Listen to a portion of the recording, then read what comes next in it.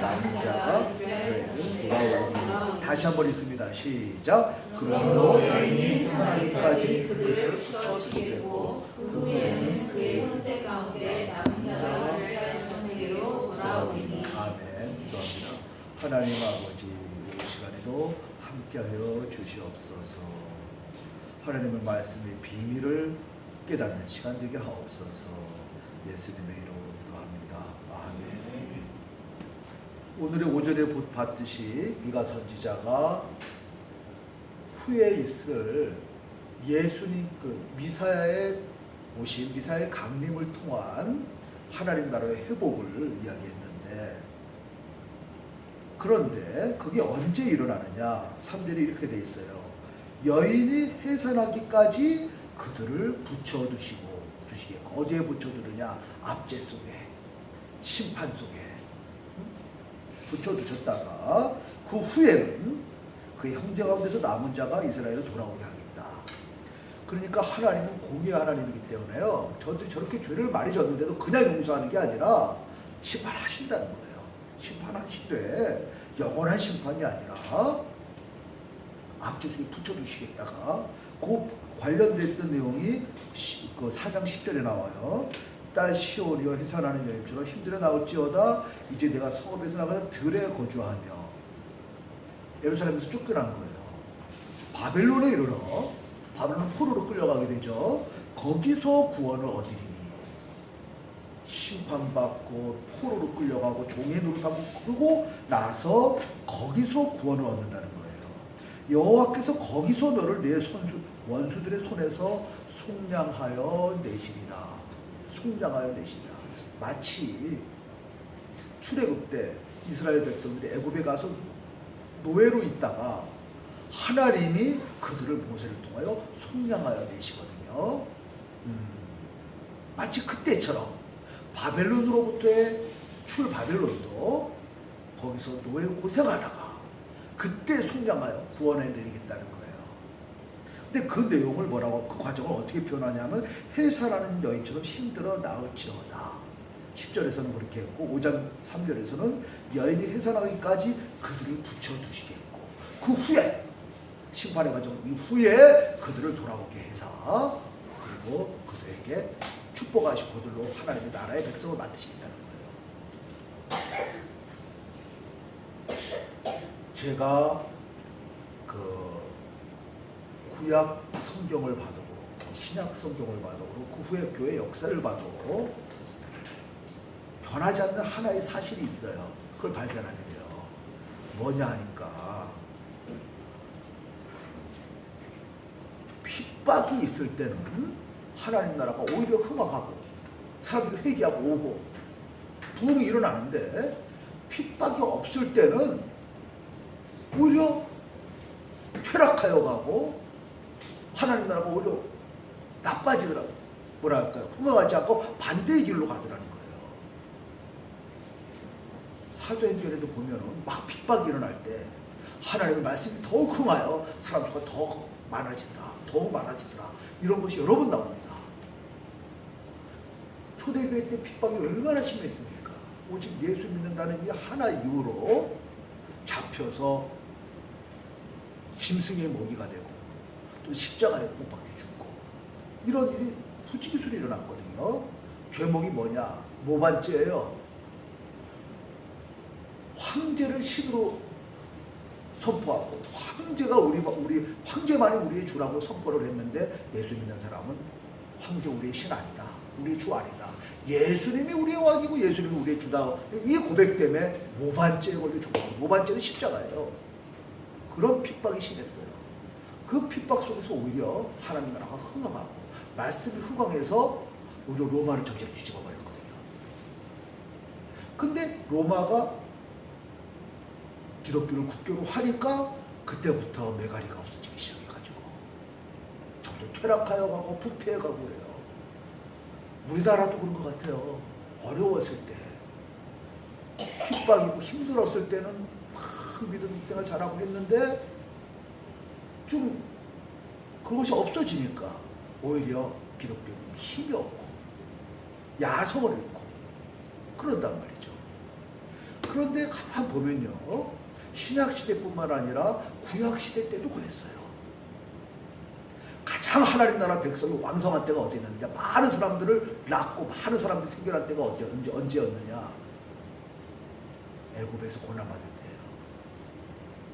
내려갈 때 70명이 내려갔는데 400년 동안에 출애굽할 때 보시다시피 200만 명이, 출애굽기에 보면 이렇게 표현되어 있어요.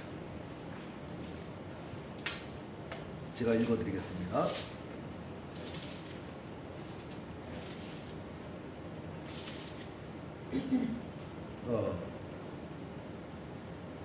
11장 12절에 그러나 학대를 받을수록 더욱 번성하여 퍼져나가니, 막 애굽 사람들이 이스라엘 백성들, 하나님의 백성 막 학대를 하는데, 그러면 줄어들어야 되는데 우리 학대를 받을수록 더욱더 퍼져나간다는 거예요. 그래서 출애굽할 때 200만, 남자만 해도 그죠? 남자만 하고 그냥 20세 이상으로 할 때 60만, 그죠? 대충 한 200만 정도 되는 그런 수가 나왔단 말이에요. 가나안 정착해서 마음껏 예배 드릴 수 있고 마음껏 신앙생활 할 수 있으니까 더 흥왕해야 될 텐데, 온 세상을 향하여 흥왕해 나가야 될 텐데 그러지 못하고 오히려 바알 숭배하고 딴짓 하다가 망해요. 그죠? 그러다가 결국 최후에는 어떻게 됩니까? 바벨론의 노예로 끌려가요. 그때 오늘 미가서도 보니까 그렇죠? 너희들이 바벨론으로 끌려가고 그럴 때 거기서부터 다시 돌아오게 되는데, 그걸 뭐라고 표현했냐 하면 회사라는 여인처럼 힘들어 나을지어다. 하나님 나라 백성의 사명 중에 하나가 생육하고 번성하는 거예요. 하나님의 백성을 많이 낳아서 세상에 꽉 채우는 건데 이 일을 못해요. 편할 때 못하고 핍박받을 때 오히려 가능하게 된다고 표현이 되어 있어요. 그래서 또 5장 3절에도 여인이 해산하기까지 그들을 붙여주시고 그 심판을 거쳐서 그들을 회복시키겠다고 그래요. 그럼 왜 그럴까? 왜 교회는 이렇게 핍박을 받아야 될까? 성경 중에 우리의 고난 문제를 이야기하는 곳이 몇 군데 있습니다.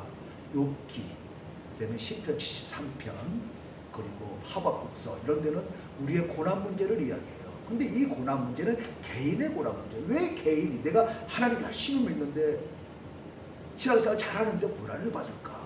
고난은 도대체 어디서 오는 것일까 하는 개인의 고난 문제예요.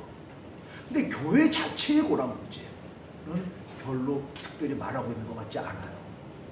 근데 가만 보면은 교회는, 하나님 나라의 백성은 고난받을 때가 오히려 축복의 때이고, 그때 오히려 흥왕하고, 고난이 없을 때 망해가 들어가는 거예요. 왜 꼭 그래야 될까? 고난 없을 때 더 좀 흥왕하고 더 하나님 나라 풍성하면 안 될까 말이죠. 왜 그것이 안 될까? 물론 인간의 죄성 때문에 그런 거예요. 평안하면 하나님께 기도도 안 하고 자기가 잘나서 저런 줄 알고 이러다 보니까 하나님을 놓쳐버리는 거죠. 그런데 사실은 하나님의 계획 속에, 축복의 계획 속에 이미 이것이 있었어요. 우리 창세기 1장으로 돌아갑니다. 창세기 1장에 보면 이런 1장 28절에 이런 표현이 나옵니다. 하나님이 아담과 하와에게 주신 축복이에요. 1장 28절에 하나님이 그들에게 복을 주시며 하나님이 그들에게 이르시되 생육하고 번성하고 땅에 충만하라, 땅을 정복하라, 땅의 물고기와 바다의 하늘의 새와 땅의 모든 기는 생물들 다스리라. 하나님이 온 우주의 왕이신데, 다스리는 분이신데 아담과 하와에게 야, 너 내 대신 다스려. 내가 너에게 왕의 권세를 줄 테니까 내 대신 왕으로서 다스려 하는 축복을 주신 거예요. 또 생육하고 번성해서 나 닮은 왕 같은 제사장, 나 같은 자를 세상에 꽉 채워 온 세상을 다 하나님 나라 만들어라 하는 것이 아담과 하와에게 주신 사명이었어요. 그런데 아담과 하와가 일을 하지 못하고 실패합니다. 그 창세기 3장이죠. 창세기 3장에서 하나님께서 뱀에게 저주를 내주고 여자에게 저주를 내리고 남자 아담에게 저주를 내립니다. 여러분이 잘 아시는 창세기 3장 15절이 뱀에게 저주를 내리는 그거죠. 뱀과 여자가 원수가 되게 하고 뱀의 후손과 여자의 후손이 원수가 되게 하고 최후에는 여자의 후손이 뱀의 머리를 상하게 하리라 한 내용이 나와요. 그 바로 다음에 여자에게 주신 저주의 이야기 나오는데 이 저주의 이야기에 축복이 배태되어 있어요. 자, 우리 보겠습니다. 3장 16절입니다. 또 여자에게 이르시되 내가 내게 임신하는 고통을 크게 더하리니 내가 수고하고 자식을 낳을 것이며. 자, 보세요. 겉으로만 보면 죄로 인하여 여자가 우리 자손 번식할 때 애 낳을 때 고생한다, 굉장히 아프다, 해산의 고통이 있다, 요거로만 읽힐 수도 있어요. 그런데 가만 보면 창세기 3장 15절도 그렇고 계속해서 육체적인 겉으로 보는 저주와 더불어 어떤 깊은 영적인 저주 내용이 같이 들어있어요. 근데 그 저주 안에 희망도 같이 있어요. 뱀에게 저주한 그 저주 안에 인간에 대한 소망이, 복음이 들어있잖아요. 뱀의 후손, 여인의 후손이 뱀 머리를 상하게 한다는 복음이 들어있었거든요. 마찬가지로 여자에게 준 저주의 내용에 소망이 들어있어요. 원래 인간에게 줬던 사명 중에 중요한 것이 생육하고 번성하려였는데, 그죠? 생육하고 번성하게 하는 일을 하지 못하게 하겠다는 거 아니에요. 하나님께서 이 일은 하게 한다, 하나님 뜻이 이루어지게 하는데, 이때 어떻게 돼요? 여자가 해산의 고통을 겪게 하고 고통을 통하여 낫게 한다는 거죠. 그래서 우리 결혼해서 여자가 애를 낳을 때 굉장히 고통이 있어요. 그게 육체적인 문제예요. 그런데 가만 보십시오. 생육하고 번성하라, 땅에 충만하라, 이것은 아담과 하와에게 주신 사명이었지만 동시에 누가 우리에게 주신 사명이냐면 예수님이 우리에게 주신 사명이에요. 아담과 하와는 결혼을 통해서 자녀들 세상에 많이 낳는 게 사명이었어요. 그런데 마지막 아담 예수님은 그의 아내인 교회와 결혼관계예요. 그래서 어떻게 자녀를 많이 낳느냐? 복음 전파를 통해서 자녀를 많이 낳게 하는 거예요. 그래서 예수님이 올라갈 때 그 사명을 줬어요. 너희들은 세상의 곳곳에 가서 복음을 전파하여 아버지와 아들과 성령의 이름으로 세례를 주고 많은 백성을 낳아라. 온 세상 하나님 나라 만들라. 이거예요. 그러니까 육신의 자녀만 낳으라는 것이 아니라 영적 자녀를 낳으라는 거죠.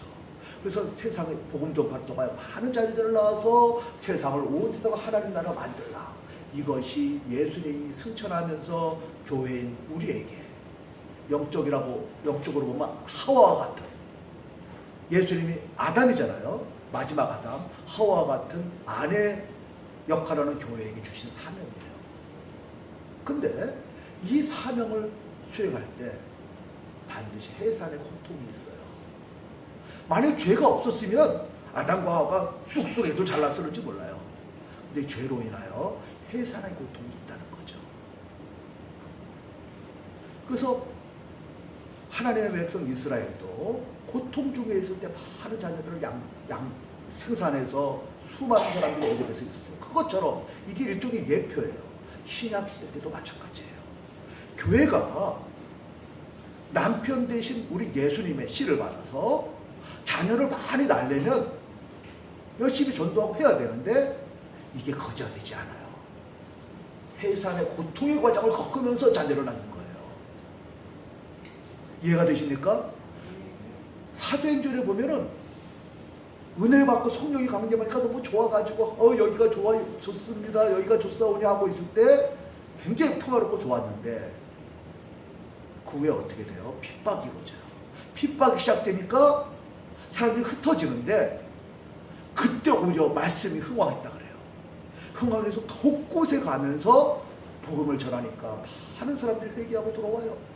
이 고난을 통하여 수많은 사람들이 돌아와요.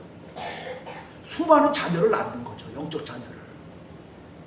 그래서 그런 점에서 볼 때 창세기 3장 16절에 여자에게 주신 임신에 하는 고통 크게 더하리니 내가 수고하고 자녀를 자식을 낳을 것이며, 여기에는 육신의 자녀가 1차적이지만 2차적으로는 영적 자녀 낳는데도 마찬가지라는 거예요.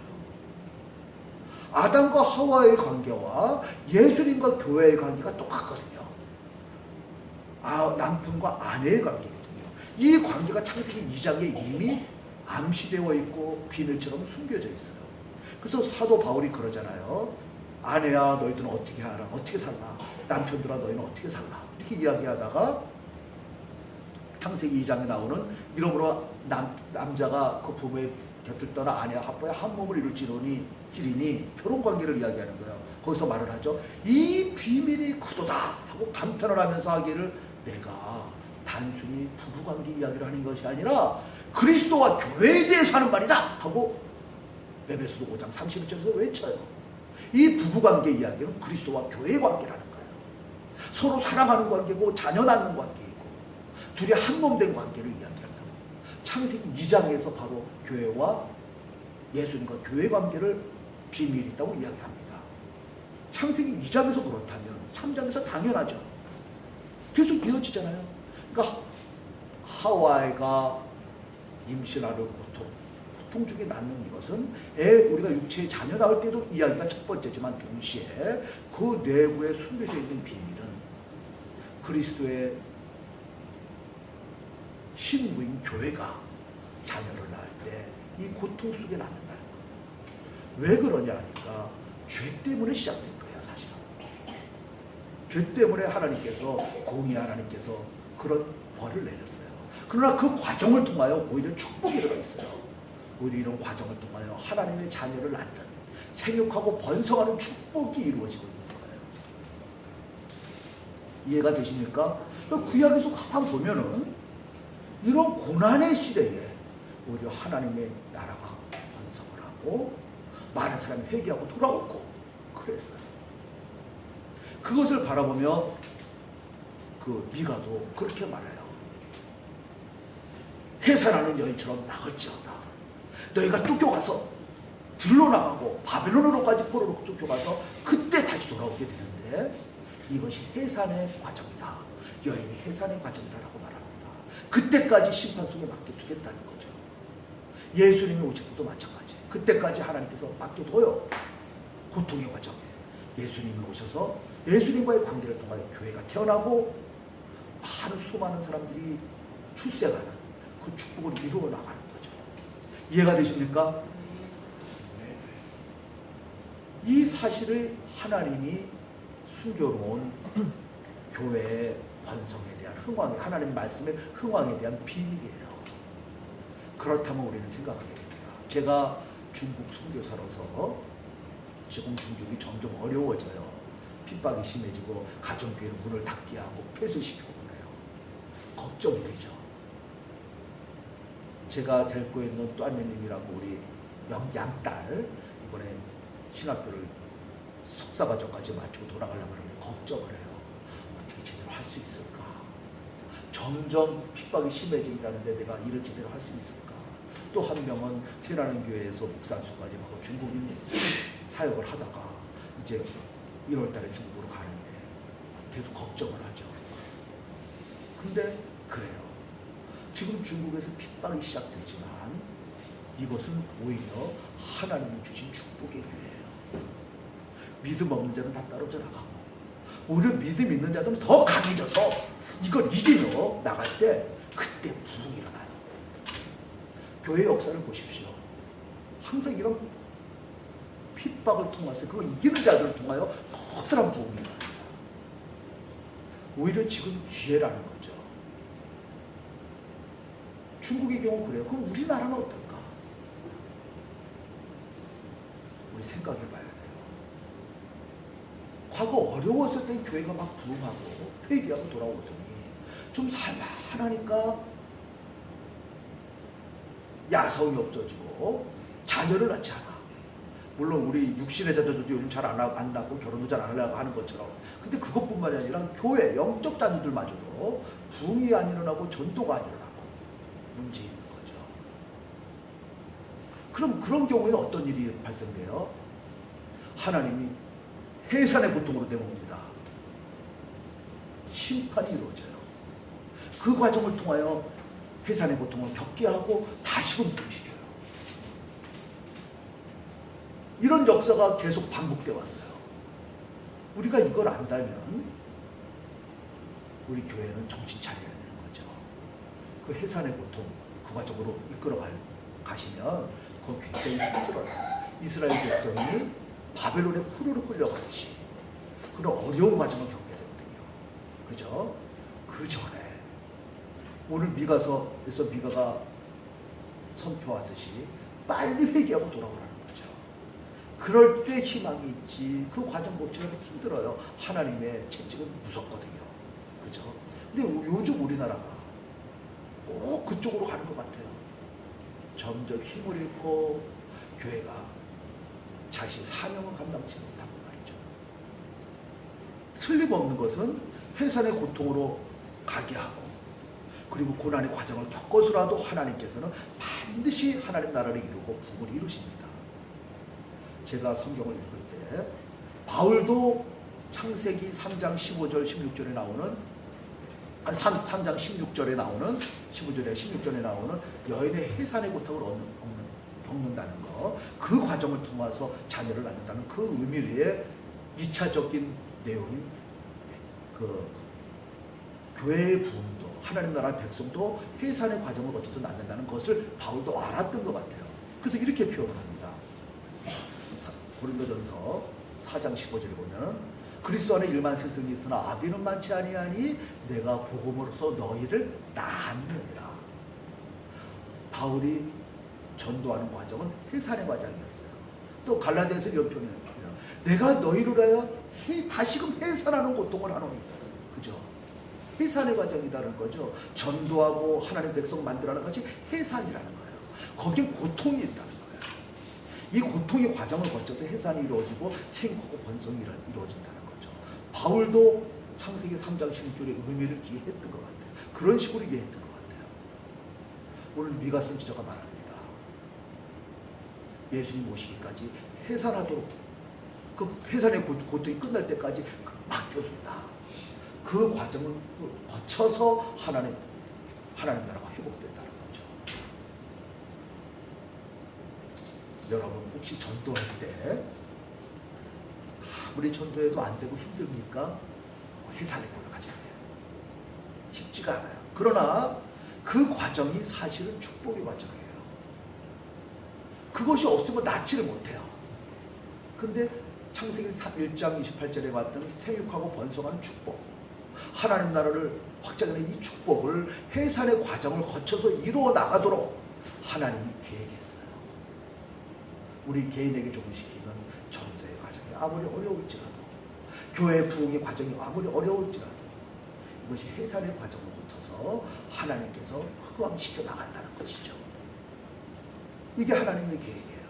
근데 이 과정이 없이 막 하는 일도 없는데 막 부흥했다 그러면은 글쎄 좀 생각해 봐야 돼요. 참으로 되는 흥왕인지 부흥인지. 왜냐하니까 성경의 모든 과정이 해산의 과정을 거쳐서 부흥이 일어났거든요. 이해가 되십니까? 우리 푸른 초장교회에서도 어려움이 혹시 있습니까? 전도에 어려움이 있습니까? 또는 복음 전파에 어려움이 있습니까? 하나님이 계획하신 해상의 과정이에요. 그 고통을 거쳐서 때가 되면 하나님께서 크게 일으키실 거예요. 믿습니까, 여러분? 네, 때로는 내 개인에게 조금시키고 우리 교회에게, 우리 나라에게 조금시키면서 생각을 해봐야 돼요. 이게 창세기 3장에서 이미 하나님 계획 속에 있었던 거예요.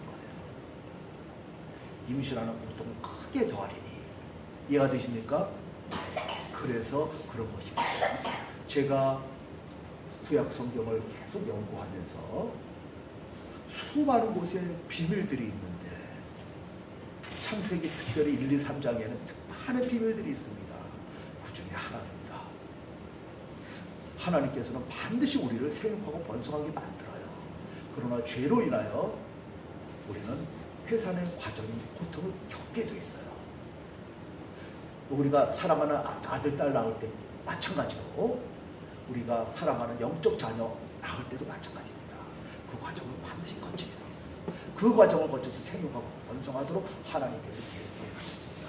구약 때도 그리고 신약 때도 지금 우리에게도 혹시 여러분 어려움이 있으면 이 고통 속에 축복이 이미 배태되어 있다는 사실을 이해하시고 오히려 감사하며 이겨나가길 바랍니다. 이해가 되십니까?